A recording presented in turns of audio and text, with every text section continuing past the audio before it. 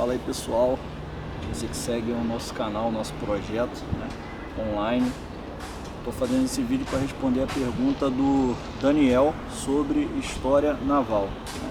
O que estudar para a prova, qual o contexto, né? Que às vezes a história naval é muito vasta, então é necessário montar uma linha de raciocínio, né, a base sólida. Vocês leem o capítulo 1 e 2, mas no caso, história são livros. Como é que vocês vão ler um capítulo só 1 e 2? Cada marinha tem a sua história naval, né? Suas datas importantes, suas consolidações. Então, eu peço a você que pegue uma caneta, um papel e anote o que eu vou falar. Vou tentar falar de forma pausada. Se tiver dúvida, volte o vídeo e assim nós vamos seguir adiante. Primeiro, o que estudar? No seu papel aí, nas suas anotações, desenhe 3 blocos, 3 quadrados, na verdade retângulos, né? Ou bota só o número 1, 2 e 3.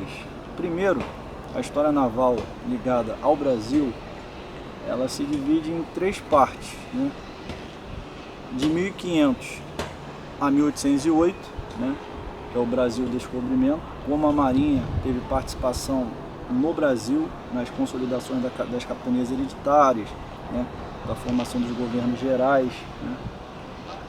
Essa é a primeira parte, de 1500 a 1808.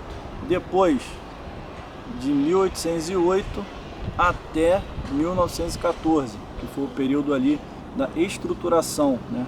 Que a Marinha se estabeleceu realmente no Brasil, se tornou Marinha do Brasil e teve ali suas transições, as suas datas históricas, enfim. E por que eu parei em 1914? Porque agora, esse terceiro bloco, ele vai se dividir em 2 partes, né?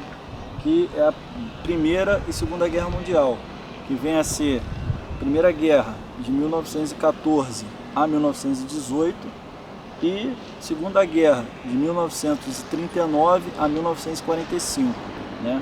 Qual foi a atuação da Marinha do Brasil nessas guerras? Como ela participou, quem ela apoiou, quais são as datas históricas referentes a isso, né? Então, você agora aí, nas suas anotações, você tem os 3 blocos, né?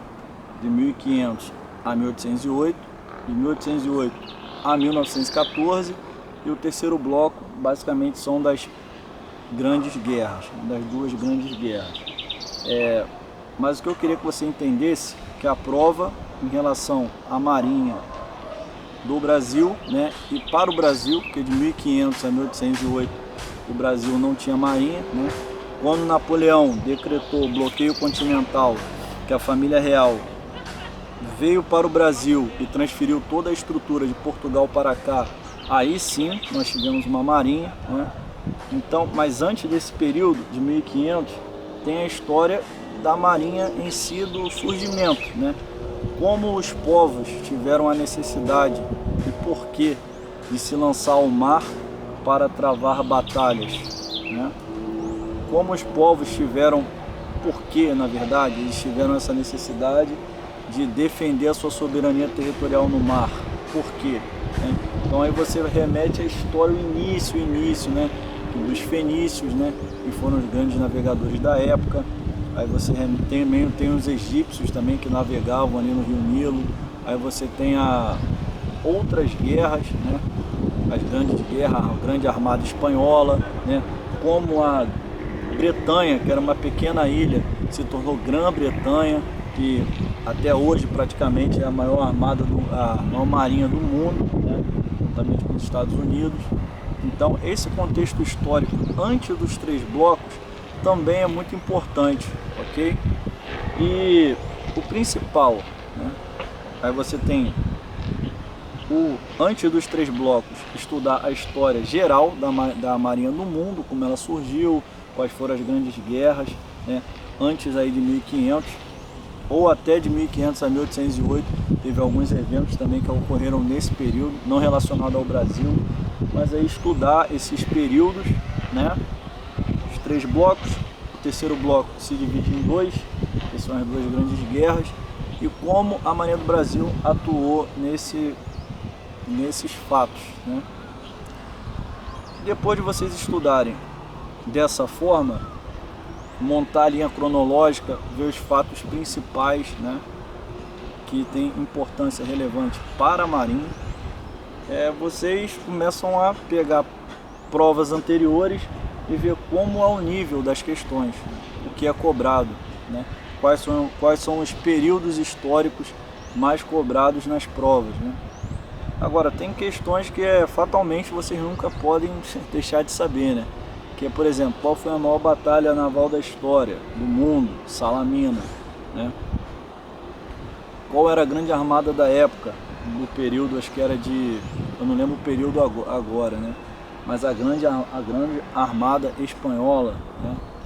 A Grã-Bretanha se tornou né, de grande, quando uma pequena ilha, né, uma marinha bem menor do que os dos seus invasores, derrotou a grande armada espanhola. Por isso que a Bretanha se tornou Grã-Bretanha, né? Quando foi consolidada a marinha no Brasil, em 1808, com a chegada da família real. A família real veio para o Brasil por causa do bloqueio continental decretado por Napoleão, né? Veio fugida. As capitanias hereditárias são faixas de terra que foram divididas para dar aos donatários, né? Que só prosperou duas, São Vicente e Pernambuco, por causa do plantio da cana-de-açúcar e do café, né? Essas coisas assim deve estar no sangue. E o principal, pessoal, é diferenciar poder marítimo e poder naval, a definição de cada um, né?